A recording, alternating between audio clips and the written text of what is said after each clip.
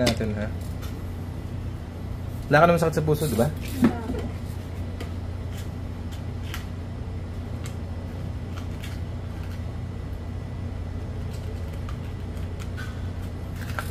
Pero nagpa-doktor ka na, hindi pa? Naku, puro naman negative, sir. Opo, lahat na result, nagastusan lang kami. Lahat na. Wala naman sakit sa puso, sigurada? Wala. Sandal, pikit.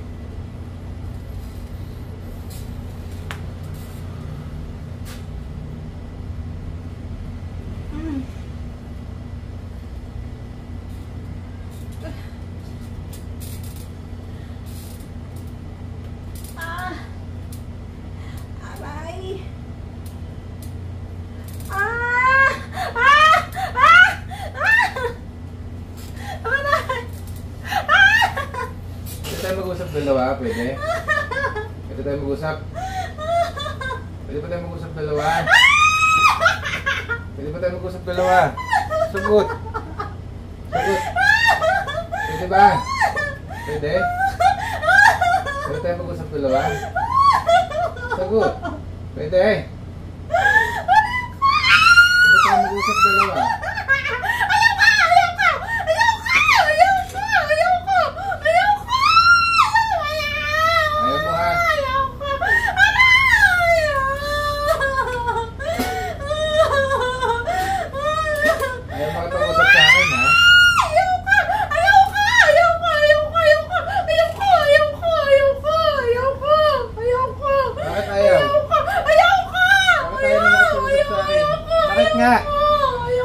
Bakit?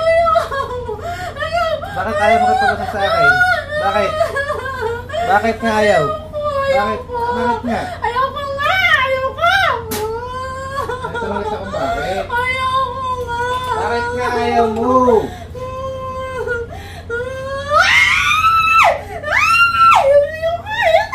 Ayaw! Gusto na? Gusto na?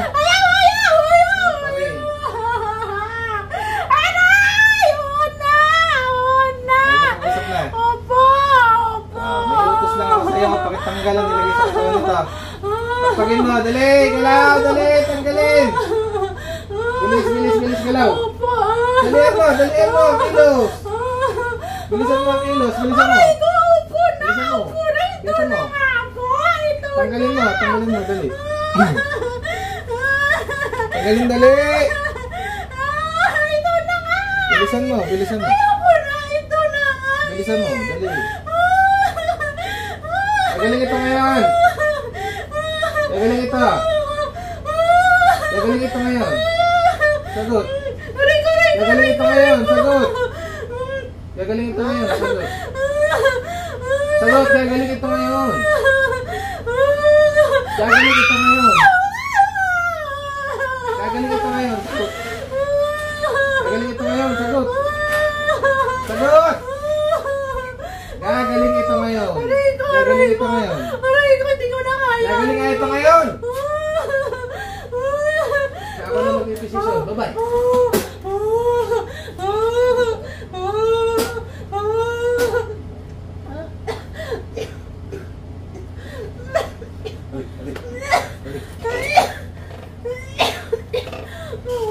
Tulungan sarili. Tulungan sarili. Tulungan sarili.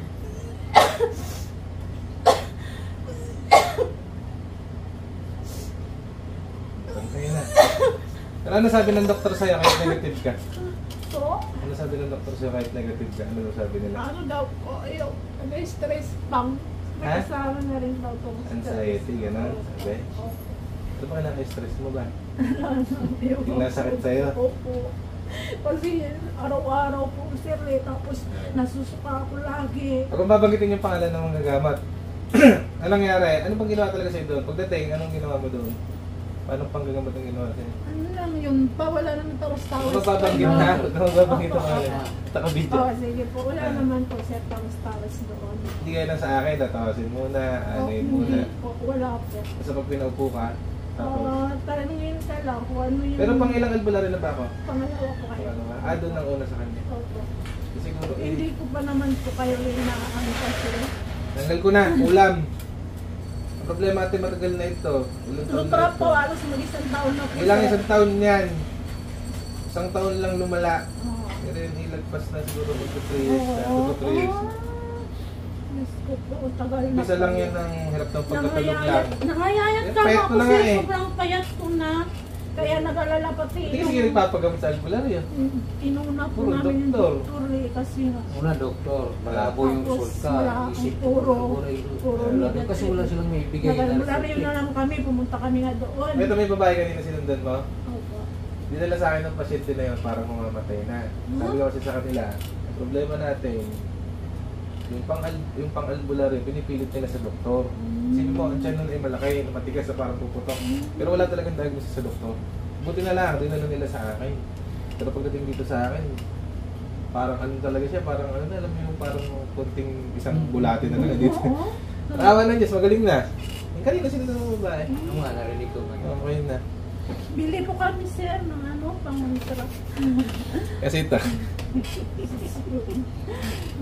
Ayaw ko kasi pagbenta nito si ate ng pangontra nung una. Gawa ng, meron siyang pangontra na. So, binili niya rin yun. Siyempre, medyo pricey din yun.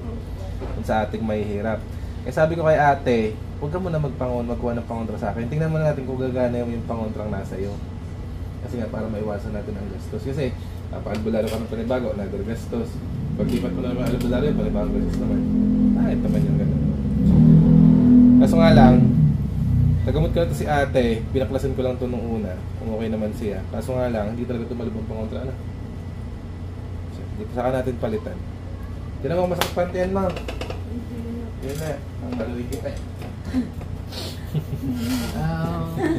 Tagal na pala ang pinuuna. Matagal na po yan, kulam yan. Probinsya o dito lang. Hindi na po importante yan. Pero halos ano po sir, isang taon na siya na ganun. Kaya ako, Isang taon lang siya tumalab sa'yo ng todo, pero lagpas na po siya ng isang taon Oh my na. God.